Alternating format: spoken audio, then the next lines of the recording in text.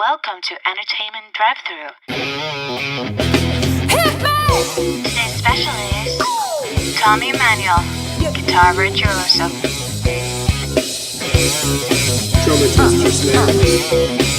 Quiet on the set. Ladies and gentlemen, welcome to the stage. Hello, welcome to Entertainment Drive-Thru.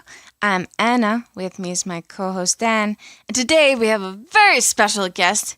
He's a legend and an Australian virtuoso guitarist, and I'm super excited to have him here on the show. Let's welcome, joining us via Skype, is the one, the only, Tommy Emmanuel! Yeah, welcome to the show. Greetings. How's it going? Well, everything's good. We've got beautiful weather and great to be alive, isn't it? Yeah, yeah. I always love the Australian. They're so chipper. Well, tell us a bit about yourself. How did you get started? Well, I was born. That's a good way to get started. That's the best way to get started. I started out as an accompanist for my mother. My mother was the inspiration to me, and she was a musician, not professional, but she loved to play music, and she had a go at so many different things. She wanted to play guitar, she wanted to sing, she wanted to dance, she also loved Hawaiian music, and she needed a rhythm player, and I was pestering her for a guitar, and so she bought this little cheap guitar and showed me how to play some chords, and I quickly kind of figured out how to strum it and how to change chords and how to understand the construction of a song and how to be an accompanist and all that stuff. I figured all that out, and music was my teacher itself. You know, we learned songs by hearing songs that we liked, and we just worked them out and played them that way. I've never had any formal training. I've never been to a college or music school or had private lessons or any of that stuff. I've always begged, stolen, and borrowed everything. That's how I work. You know, I'm a total ear player. I'm the Indiana Jones of the guitar world. I'm making this up as I go along. Right. And you've been pretty much touring since the age of 6, right? Yes, that's right. That's amazing to me. And especially that your family sort of all got together and started touring. Yeah, well, I was the first to start, and I was the youngest, and the rest of my family took up instruments, and my eldest brother played drums. My sister Virginia played lap steel guitar, and my brother Phil was the lead player, and I played the accompaniment. I was the rhythm player who played bass parts as well. And that was a little unusual for a kid, you know. Right. But when I heard the great Chet Atkins on the radio, it really stirred something in me. It lit a fire under me, and I really wanted to play that way because it was so self-contained.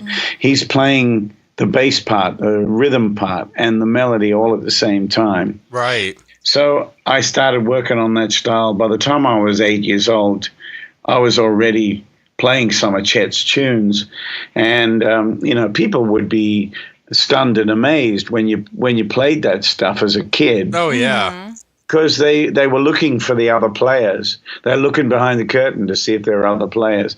People thought it was a trick, you know. But anyway, that's the way it goes. But I've always been in show business and loved playing music and loved playing in bands and tried to get as much experience as I could. Right. Growing up, you know, being on television, on radio, and you know, learning how to write songs and trying to understand music, you know. Yeah. And when was the moment that you realized that being a musician was exactly what you wanted to be? You know, it wasn't going to be being James Bond's tailor. You wanted to be a musician. I never wanted to do anything else. I never considered anything else. And there was no moment of clarity where I said, this is what I want to do. I'm still in that moment. Right. You know, I've never wanted to do anything else. So you kind of just decided that this is what you wanted to do, and you just have never strayed from it. I've never had any other choice. Right. I mean, when I was going to school, when I was going to high school, my first year of high school, I had a lawn mowing business. Wow. Yeah, I borrowed some money from my mother, and I put an ad in the local paper, and the phone rang off the hook. People wanting their grass mowed, and so I started this business. I bought a lawnmower and advertised, and I got out there and mowed grass and made some money. 2 nights a week, I taught guitar, and then on the weekends, I played in a band, and all that while I was doing school as well. So I've always been industrious. You know, I've always been a hard worker, and always enjoyed having lots to do. And you know, I'm still the same. I have lots to do all the time. Right, exactly. And, you know, I mean, you mentioned earlier that you got, you know, a lot of the styles that you like to play from, you know, Chet Atkins. He was one of your big inspirations. And I noticed you have a really, like, I mean, your fingers are very independent on your right hand, especially, where, you know, you'll have your thumb play the bass, and then you'll have your other fingers helping out with either chords, or you'll do melodies between the other fingers. How did you build up that independence? Just by learning songs. Okay. You know, being challenged by great arrangements and interesting ideas. And, you know, when you're young and you hear music that is way beyond you, you want to figure out how on earth is he making that sound? How's he doing that, you know? And when you listen to it enough, it tends to seep into your bones, and you're working on it, and you start to play that way. You start to hear how it all works. Right. You know, and it's a work in progress. I'm still working on a daily basis on everything I do. So I'm motivated by songwriting, and that's my passion in my life, is writing songs. It's also the hardest part of what I do. Right. You know, you can train a monkey to play fast. But you can't. It's so difficult to write a good song and tell a story and take someone to a different place without any words. Oh, it really is. And also because you play acoustic guitar, and I'm so amazed because I remember you played at our school, Musicians Institute, and Dan brought me to see you, and of course I had never heard you before, and I was so blown away by your talent.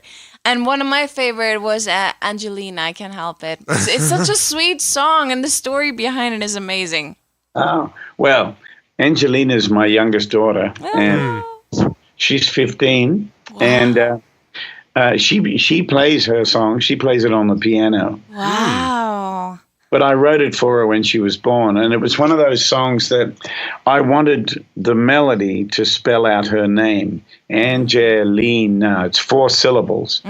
So I had to find a melody that went da, da, da, da, yeah, Angelina. Angelina. Yeah. So that was fun writing that song. And it was also one of those melodies that when I played it for my peers, people would say, there's something so familiar about it. I know it, but I've never heard it before. Right. Right. If you can get that, then you know you're onto something. Oh, exactly. The song is familiar, and it's telling you a story and taking you somewhere. And Angelina, I call my universal song, because no matter where I go on this planet, that's the song that people want to hear. Yeah. You know. And isn't it amazing that it's yours? You know what I mean? Because sometimes you have to have covers just for the fact that to get people singing and sort of, you know, to get along. But this is one of your songs, and everybody, you know, listens with ears wide open. It's a great feeling, and it's worth pursuing, and it's worth working towards with all your energy and all your, you know, it really is. All right, well, we're going to take a quick break to listen to a clip from Angelina by Tommy Emmanuel, but we will be right back.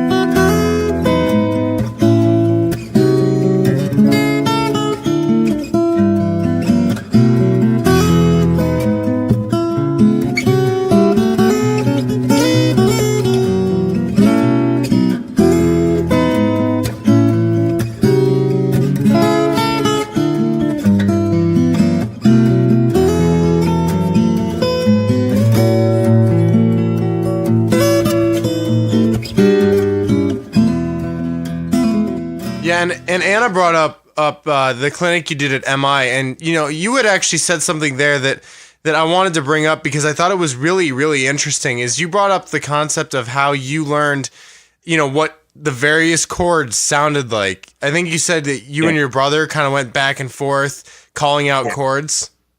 Well, yeah, we invented a game, and when you're young and you've got a lot of traveling to do and all that, you'll find ways of making your time, doing something interesting with your long hours, Right. And so we invented games, and the games were really musical games. It was like we would turn our back to each other, and I would play a chord, and my brother would have to say what the chord was, what the notes were, and what the name of the chord was. So, and then he would do the same thing to me, and I would have to figure that out. And that's a way of training your ear. Yeah. And I was very moved when I read Muhammad Ali's book, The Soul of a Butterfly. And in one chapter, he talks about him and his brother, and that when he was young, they invented this game where he wanted his brother to throw things at him and try to hit him. And he didn't know why he wanted to do that. But he would get his brother to throw, a shoe, a stick, a rock, anything to try and hit him. And he would dodge and duck and get out of the way. And, of course, when he became a boxer, he realized that that's what he was doing. He was preparing himself for that. Wow. Because he was destined to be the great athlete that he became. And I think it's the same principle. It's got to be nature's way that somehow what we needed to help us become better musicians and understand our calling better, we invented those games out of sheer necessity and just following our instincts. And it also teaches you to not to rely on other sources outside of your world. For sure. Like books and other people's opinions and ways of doing things. You've got to find your way of becoming better at what you do and using whatever resources are available to you to hone your skills and to sharpen your sword, Absolutely. Now, throughout your career, what has worked and what hasn't? Well, I'd have to say the things that have worked are getting the right attitude, number one, being a more open book and putting ego aside. Yeah. You have to learn those lessons. And when you're young and everybody's telling you that you're the golden boy and that you're better than everybody else, that's a bad thing, because sooner or later you're going to see someone who's going to kick your butt. Oh, yeah. And that's the best thing for you. And I remember when that happened to me and I saw players that were much better than me, it's like someone punched me in the stomach. And, of course, it's your ego. And the best thing you can do is realize that that's what that is and that needs to be put in the wardrobe and lock the door, Right. Because you have to have an attitude of I'm ready and willing to learn and put the work in and to learn from everybody. And that kind of attitude will really get you a long way. And I think having an open mind about music, when I was young, people were very opinionated. And, it was like if somebody listened to classical music, then they must be a snob. And that kind of thing. And it was, when I discovered classical music, I loved it. And I thought, why are my family and my friends that I grew up with, why do they put classical music down? It's because they don't know any better. They're ignorant, Right. And I found that I loved it. And the same thing with jazz, It's like, oh, jazz, that's, music for people who are down and out and all that kind of stuff. And it was like, when I discovered jazz, it was like a feast for me. you know?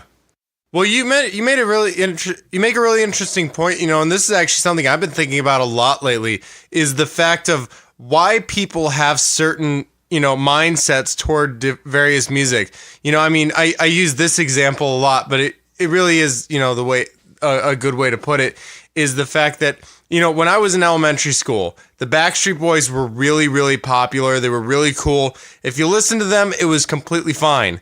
The moment I got into middle school, it was not okay to listen to the Backstreet Boys. And I was wondering, well, the music didn't change. I mean, the music was the exact same. The notes didn't change. They didn't change anything about it. It was just the idea of someone listening to it. And Yeah. I mean, it really got me thinking, why is it that there are certain forms of music that are okay to listen to depending on who you are? You know, I mean, I don't think that makes any sense. It doesn't make any sense. And, you know, you have to decide what you like Right. and do what you want and not fall for all that bull that is in schools and that is in the younger generation, where, you know, it's who is the flavor this week and who is it cool to like, all that stuff. You know, I went through this with my daughter, and I'm so proud of her, because one day I would, when I was home from tour, I would do all the things that my wife did, like making breakfast for my kids, taking them to school, getting their clothes ready, and all that sort of stuff that she did when I was away. And then when I came home, I took on those duties because I wanted to share the load. Right. And anyway, one morning we got up. My daughter's normally very chirpy in the morning, and she was very quiet. And then we were driving down the driveway to go to her school, and I said, "Darling, is everything all right?" And she said, "Dad, can I ask you a question?" And I said, "Honey, you can ask me anything. I'm your dad." She said, "Did you ever feel different?" And I said, "I've always felt different."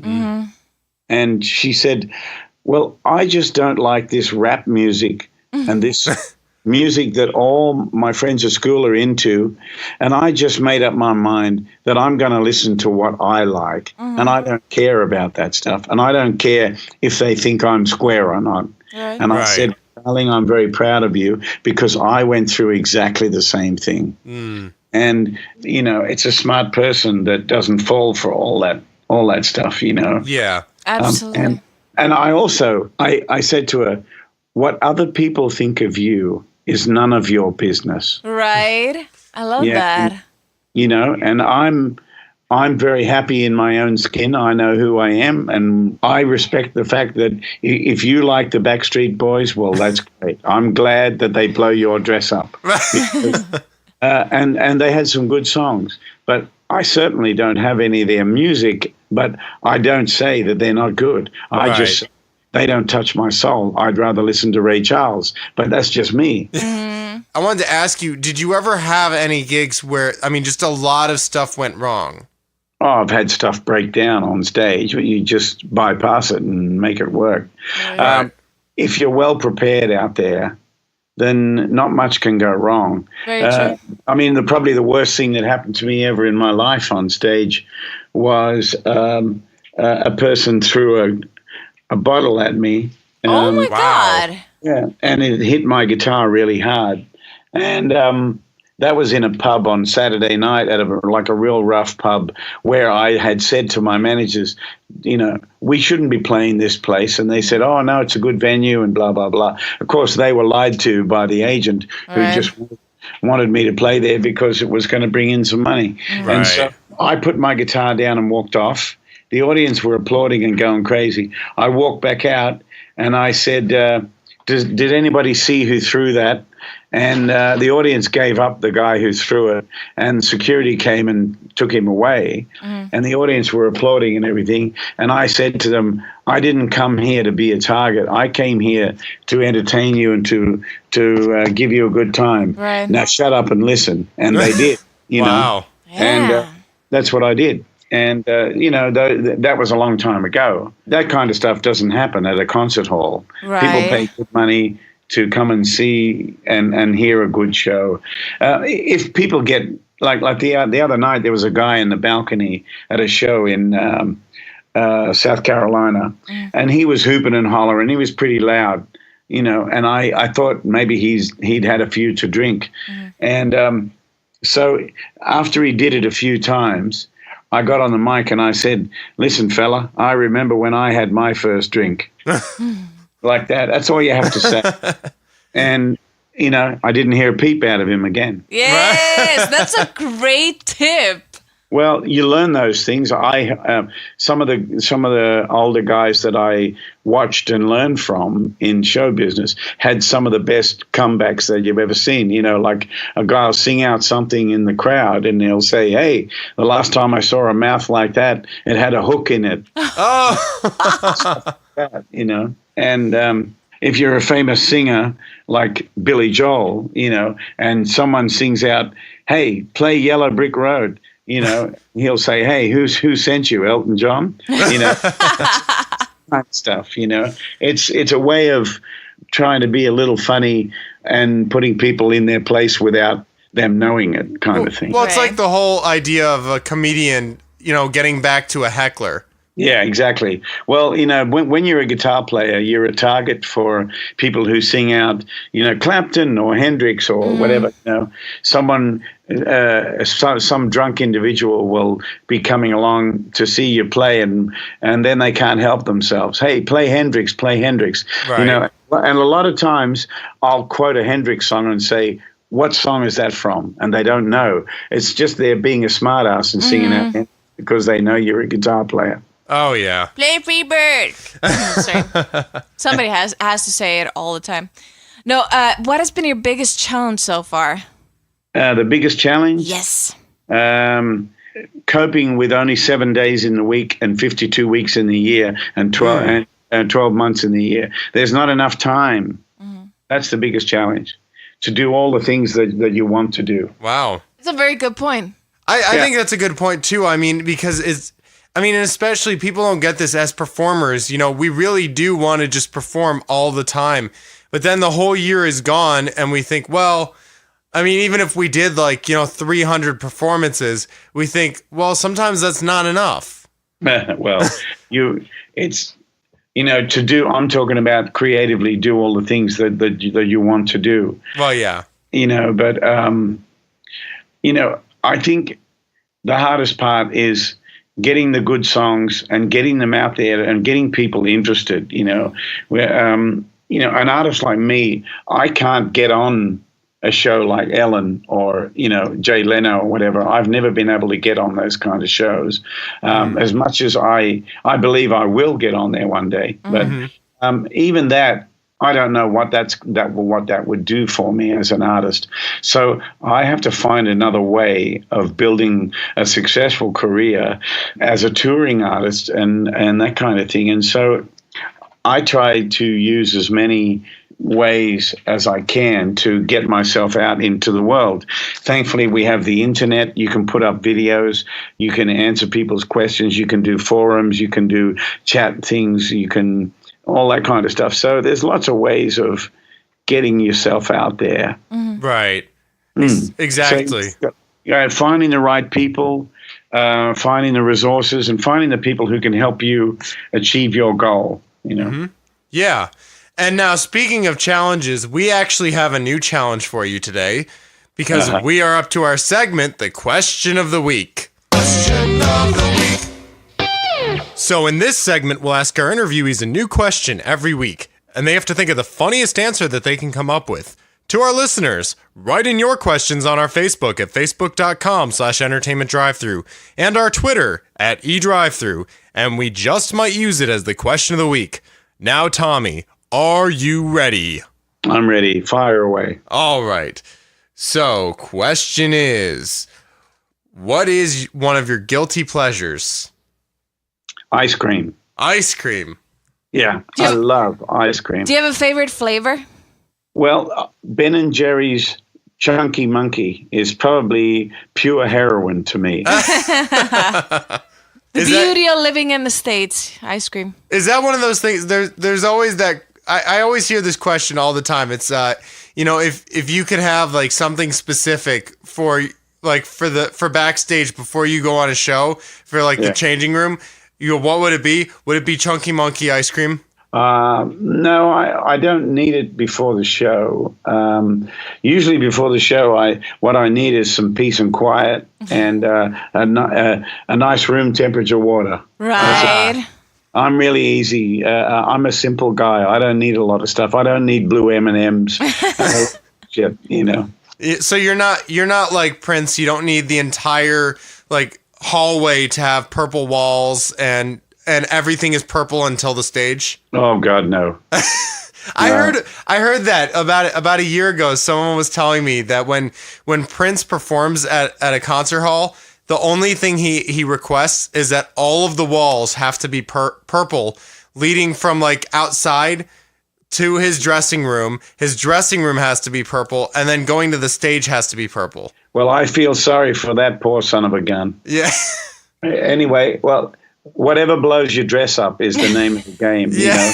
For me, all I need is a place to be and some privacy where I can tune and play and get ready, and you know, make sure that I've got some proper water to drink. That's all I need. I don't need people to be fussing around me. It's the last thing I need. Right. Exactly. I need people to get out of my way and let me do my job. Exactly. All right. Well, getting back to the interview, but thank you for that. That was a lot of fun. Okay. You know, I wanted to ask you though, you know, in everything that you've done in all the, you know, the years that you've been around, what is some of the best advice that you've ever heard? The best advice. Well, I think you got to keep asking yourself, is this good enough? You know, if you're learning something new, a new song, a new arrangement, blah, blah, blah, and you'll soon know when you perform it in front of people, you'll know if it's strong enough and good enough. So you've got to be asking the questions. Are there any parts of this that are not up to standard? You know, and if there are, then you've got to change them. One of the best things that I could tell you is that the only thing that's important at the end of the day is that you're happy doing what you're doing. Mm-hmm. If you're not happy doing what you're doing, you better get on and find what it is that makes you happy and fulfills you. Otherwise, what's the point? You know, too many people try to live the safe life and say, well, I want a good, secure job and I'll play music on the side. And a lot of times people do that because they think it's the safe way of living, and they're not really living; they're just existing. And really, what are they afraid of? You know, right. I wonder. So I think you've got to find what you're really meant to do in life and go and do it, and don't let anybody stop you or anything stop you. Right. It's a very, very good point. And I know it's so simple, yet so many people don't do it. It's amazing. Yeah. Well, it's because we're all distracted by all the bullshit around us. You know? This is true. That's the bottom line. And really, if you get rid of it, the problem is that people these days, their life is already too complicated, and now they're making it more complicated by doing stupid things, you know, and focusing on all the wrong things, you know. You know, why should we care what product a person puts in their hair? Mm-hmm. You know, why should we care what brand of clothes that person wears? You know, and why should we care what brand of handbag that woman's carrying? Right. It doesn't make any difference to our lives. If you like it, great. I'm not going to judge you for, you know, walking around with a $2,000 bag. I don't care. It doesn't make me look at you in a way that I'm envious that you've got that $2,000 bag. This is what I don't understand about the human race. Mm-hmm. You know, there are people dying and so much injustice in the world, and people are focused on what bag they want to buy next. How fucked up is that? Mm-hmm. Oh, it drives me crazy all the time. And, you know, I've seen it happen in the guitar world all the time, you know, where people will, I mean, I get around by playing, I joked around about it at first, but I actually really enjoy playing it. I have a Squier Stratocaster that I got for about $99, and I ended up putting better pickups in it, and I had a really nice setup done to it, and now it plays more like a $300 guitar, but it still plays to how I enjoy playing. And I get all the time, someone will be like, well, I mean, don't you want to play like an actual Fender or a Gibson? And I go, you know, there's other guitars out there than just Fender and Gibson, right? I mean, you basically said like the McDonald's and Burger King of the guitar world. They're just the big names. That doesn't mean they're necessarily perfect for my playing. When people ask me, what's the best guitar out there? I always say, the best guitar out there is the one that you love, the one that you love. playing, and it doesn't matter how much it cost, where it was made, what name is on it, any of that stuff. That's not important. What's important is that you like it and you want to play it and you can get a good sound out of it. What you need to do for your own peace of mind is get on YouTube and look at Jack Pearson. Yeah. Jack Pearson. He's the greatest guitar player in Nashville, and he gets the greatest sound I think I've ever heard. And he uses a Fender Squier Stratocaster. No kidding. Nice. Yeah. And he says, this is just a cheap guitar, but I love the sound of it. Well, and he gets a great sound. Yeah, and Tom Morello from Rage Against the Machine as well. I think he got his guitar at a pawn shop for like $60. And Well, he said he just wanted to get a cheap guitar, and I mean, people love his sound. Yeah. It's not the guitar anyway. It's him making the sound. Oh, exactly. He has a sound in his head, and he's going to get it no matter what, you know? Exactly. And that's the other thing that people don't realize is, with a cheaper guitar, you may have to, tweak your effects a little bit differently, but eventually you'll get that sound you want. It just might take you a little bit to find it. Yeah. Yeah, exactly. And I wanted to ask you, on the pop culture, social media is a huge thing now. It's become one of the more important things in the music industry. And I mean, a lot of industries now, surprisingly. But I wanted to know, what's your take on it? And are there any specific things that you do on your social media that have really made a difference? I think just communicating with people through Facebook and things like that, I'm able to answer people's questions personally. Mm-hmm. And I like to be able to do that when I've got time. Right. That's, for me, is the best part of it. The other things is, you can alert 100,000 people that you're coming to their town in 2 weeks' time or whatever. People who may not see advertising in the newspaper or in the local bars or cafes or whatever. Mm-hmm. So if they see an ad on their computer for your show coming, then you're using the media as a good way to advertise and expand your audience. True. I see it as that. But I think I only used Twitter once in my life, and it was because Barry Gibbs from the Bee Gees, his son was at my show and sent me a message. Aww. And that was really nice, and I was able to say hello and all that sort of stuff. But I think that's the only time I've used it. Other people who surround me know all that stuff and know it better than I do. I'm not that interested. I'm a guy who likes playing with wood and wire, Yeah. That's so very true. What we're doing today, talking on Skype, is pretty high tech for me. Oh, right. yeah. And, that's the thing. That's the thing that, is as much as I mean, every once in a while, I love to talk about the reasons why technology is great and why technology is bad at the same time. But one of the greatest things is the fact that Skype is one of the greatest things in the world, especially for what we're doing, because, we've been able to talk to people that are all the way in Australia or in Iceland or, in other parts of Europe, or, we've talked to people in Brazil. I mean, you can really talk to someone and they can be wherever they need to be. It's unbelievable what we can do. Yeah, it is really, really wonderful. And I love the fact that I can send a message to my children in England, and I'm over here in America. Wow. And I can communicate with them straight away. Yeah. That is so fantastic. And then YouTube's a wonderful thing because, if I just want to sit and watch something that's unusual, like, a scene from a movie from the 50s or something, I can find it. It's amazing. Right, exactly. Well, unfortunately, we're getting down to the end of our interview, but where are places that our listeners can find out more information about you? Yeah, well, you can go to my website, TommyEmmanuel.com. I also have some Facebook fan pages. And, you can always write to me, and I'll always do my best to get back to you.